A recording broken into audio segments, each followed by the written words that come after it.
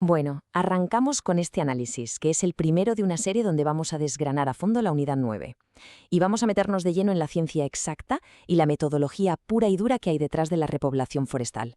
Olvidaos de esa idea romántica de ir al monte a plantar arbolitos al azar, ¿eh? Nada de eso. Lo que vamos a diseccionar aquí es pura ingeniería medioambiental, una disciplina súper técnica gobernada por la botánica, la climatología y la edafología. Vamos a ver ese plano científico milimétrico que nos dicta cómo restaurar ecosistemas a gran escala. Para que nos hagamos una idea de la magnitud del reto, fijaos en el contexto geográfico. España es un país tremendamente montañoso. Y aquí hay un dato clave. Cualquier terreno que tenga más de un 30% de pendiente necesita sí o sí una cubierta forestal. ¿Por qué? Pues porque sin árboles ese terreno sufre una erosión constante e irreversible. Ahí la agricultura o la ganadería sencillamente no son viables. El caso es que a lo largo de la historia, entre roturaciones y desamortizaciones, nos hemos juntado con unos 9 millones de hectáreas desarboladas en zonas de muchísima pendiente. Es una barbaridad, ¿verdad? Un desafío colosal para los técnicos. Y claro, esto nos lleva a la gran pregunta: ¿cómo se aborda un reto medioambiental de este calibre de forma sistemática? Evidentemente, no podemos ir a ciegas ni basarnos en la simple buena voluntad de plantar por plantar. Hace falta un marco de trabajo estrictamente científico. Cada decisión, desde que pisamos el terreno hasta la última máquina que metemos, tiene que estar respaldada por datos empíricos. Vamos a ver cuáles son exactamente esos parámetros. Lo primerísimo que nos marca la ley de montes es una distinción conceptual súper precisa que tenemos que tener clara. Por un lado, tenemos la forestación, que es básicamente plantar especies forestales en terrenos que antes tenían un uso distinto, como el agrícola, por ejemplo. Y por otro lado está la reforestación, que es un término que reservamos para zonas que sí tenían bosque hasta hace poco, como cuando recuperamos un monte después de un incendio. Pero ojo, aquí está el truco. Aunque la ley hace esta distinción tan estricta, a pie de monte, las técnicas que vamos a usar son exactamente las mismas. Vale, lo siguiente es categorizar el objetivo principal de lo que estamos haciendo. Tenemos repoblaciones productoras, cuyo objetivo principal es sacar recursos para el mercado, ya sea madera, leña, corcho. Para considerar que es productora, el umbral técnico exige sacar más de 4 metros cúbicos por hectárea y año. Pero claro, luego están las repoblaciones protectoras, que priorizan otra cosa: controlar la erosión, refugiar biodiversidad o luchar contra el cambio climático. Y seamos realistas, con el clima mediterráneo y los suelos tan degradados que tenemos en España, es rarísimo alcanzar ese umbral productivo. Así que la inmensa mayoría de las veces nuestros objetivos van a ser estrictamente protectores. Y hablando del clima, es increíble cómo este nos impone la técnica. A la hora de repoblar tenemos dos métodos básicos: o esparcimos semillas o enterramos arbolillos que ya vienen criaditos del vivero. Pues bien, en nuestros entornos mediterráneos sembrar está súper desaconsejado. La sequía del verano es letal y la mortalidad de las plantitas sería altísima. Por eso, plantar es la norma absoluta. Pero bueno, la ciencia siempre tiene sus excepciones, ¿no? Y aquí la excepción son las bellotas del género Quercus, como encinas o alcornoques. Cuando germinan, sacan una raíz pivotante tan larga y tan profunda que literalmente no cabe en el típico envase de vivero. Así que en su caso, la siembra directa no es una opción, es una necesidad biológica. Ahora, todos sabemos que el monte no es un tapete de billar, nunca es uniforme. Así que los ingenieros, para poder trabajar bien, dividen el terreno en unidades fundamentales que llamamos rodales o polígonos de reforestación. Un rodal no es más que una zona donde las condiciones son absolutamente homogéneas. Pensad un momento, una ladera orientada al norte, en la Umbría, es muchísimo más fría y húmeda que la ladera de enfrente orientada al sur, o cómo cambia la profundidad del suelo según lo empinada que sea la cuesta.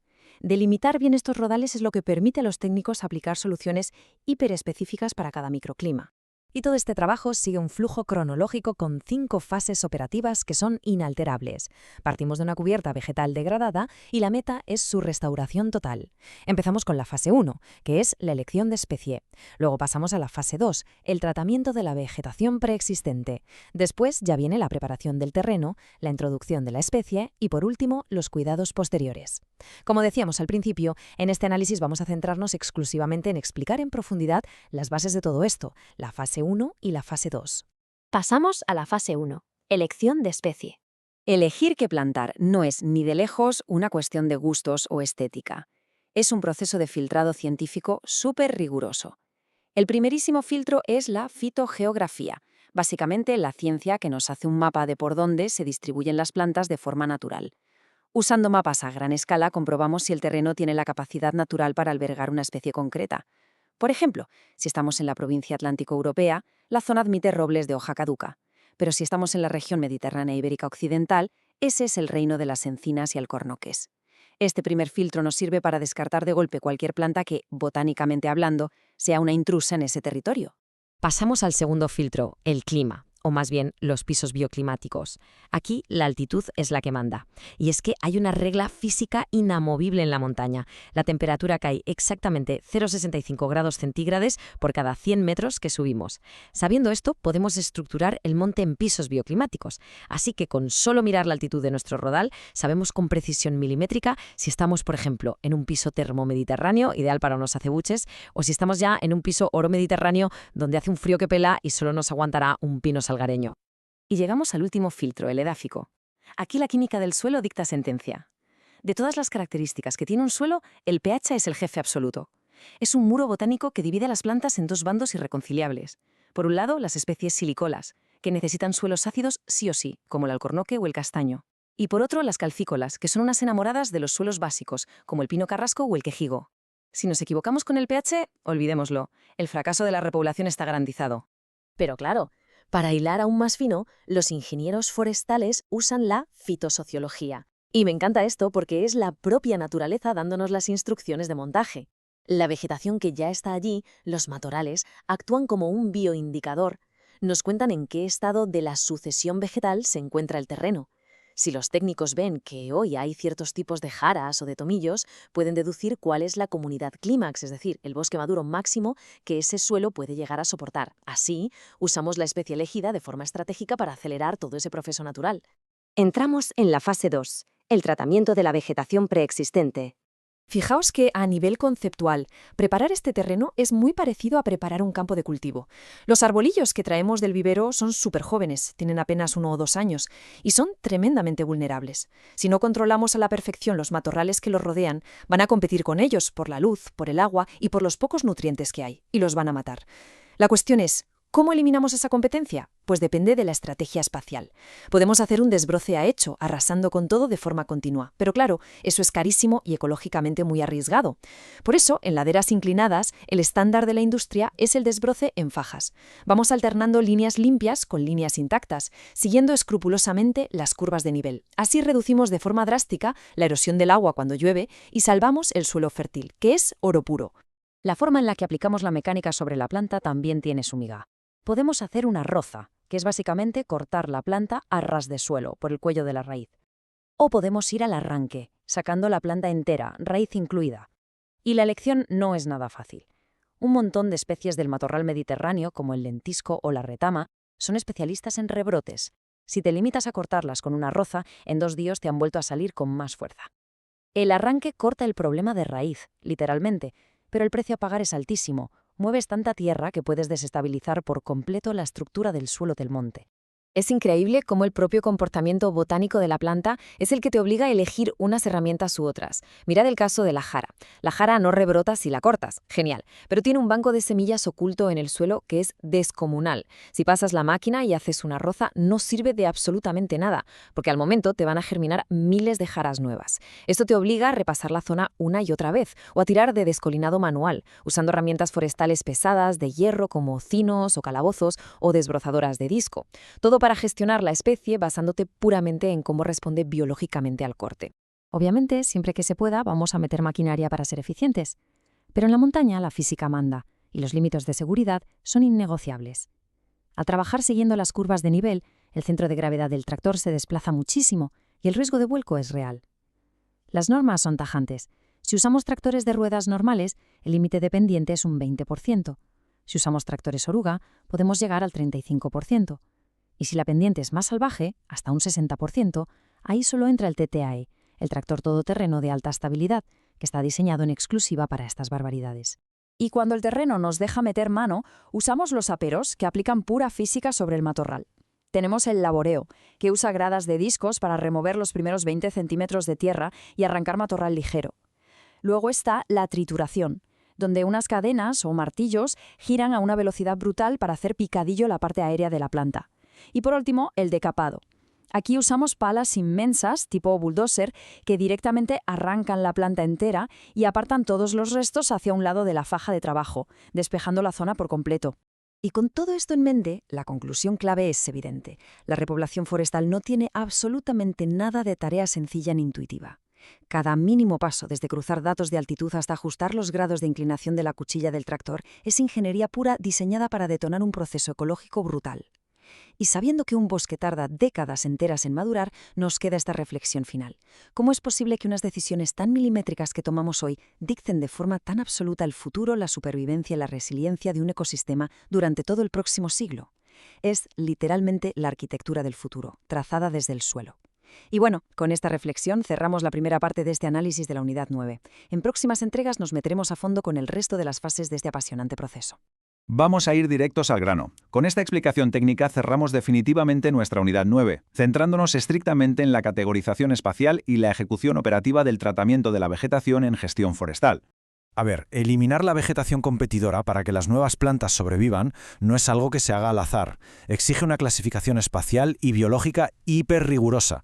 Básicamente es lo que nos permite determinar con precisión milimétrica qué método de desbroce aplicar en cada rodal. Nada de improvisar. Y esto nos lleva a la primera categoría espacial, el desbroce a hecho.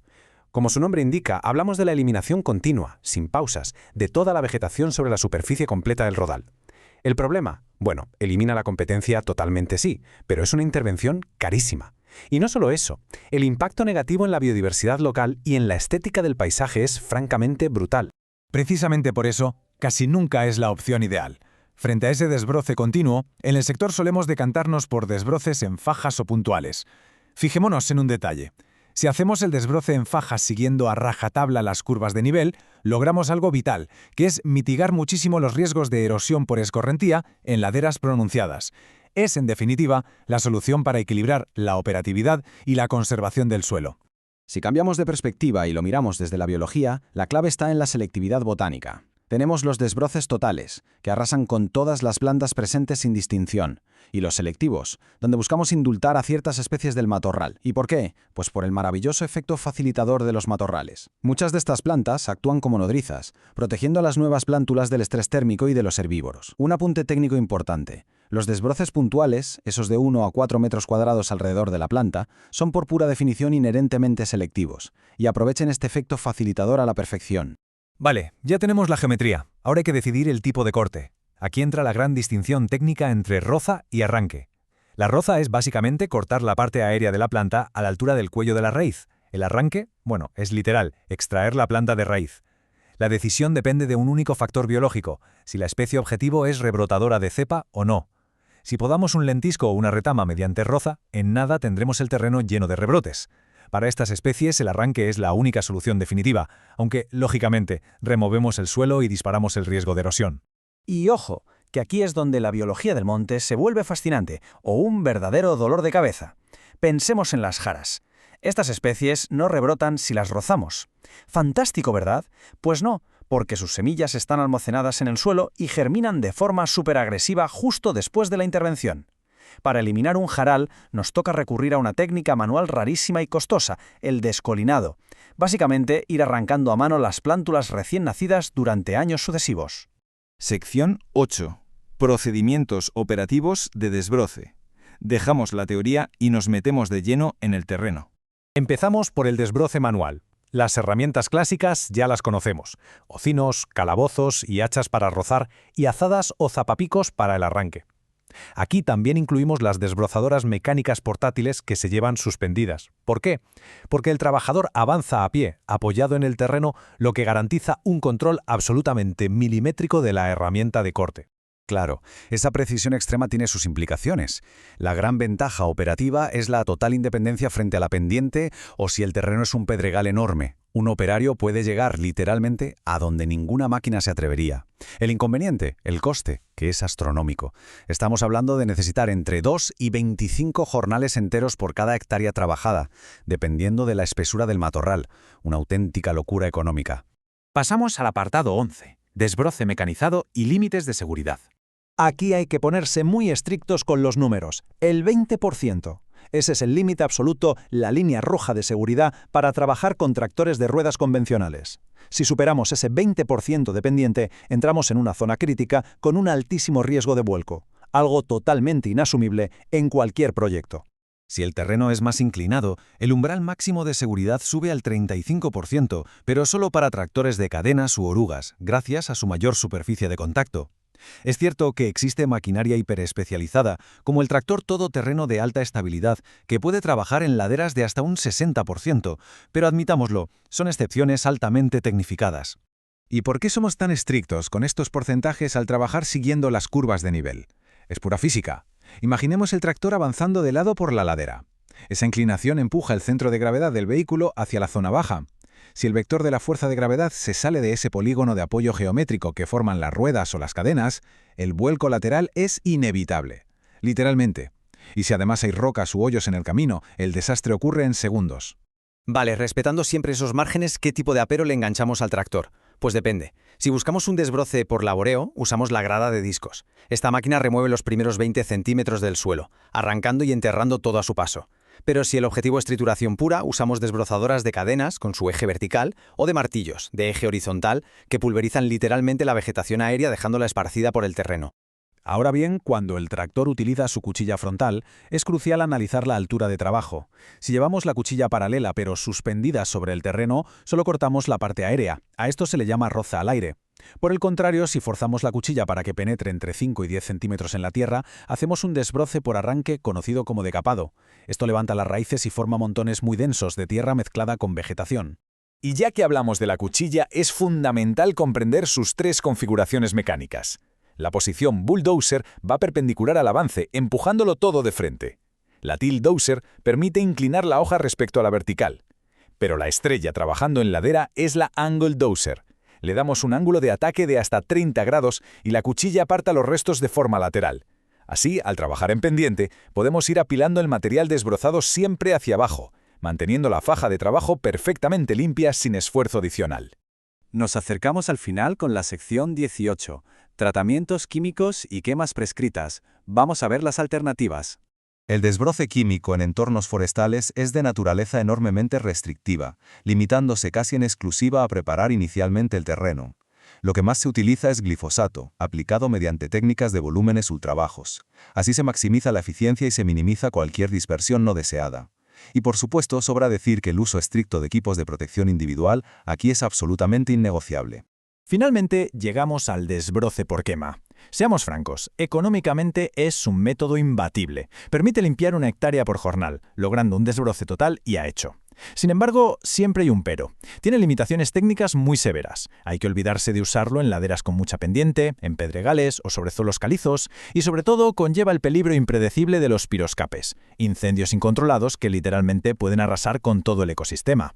Todo esto, toda esta teoría espacial, biológica y operativa de la que hemos hablado, nos aboca a una gran reflexión. Cuando se diseña un proyecto, es imprescindible plantearse esta cuestión crítica. ¿Cómo logramos ese equilibrio exacto entre la eficiencia económica del desbroce agresivo y mecanizado y la necesidad vital de preservar especies para aprovechar su efecto facilitador y cuidar la salud biológica del suelo? Dar con la tecla correcta no solo asegura el éxito de la reforestación de hoy, sino que determina la viabilidad del bosque del futuro. Ha sido un repaso técnico intenso, pero absolutamente fundamental. Hasta la próxima.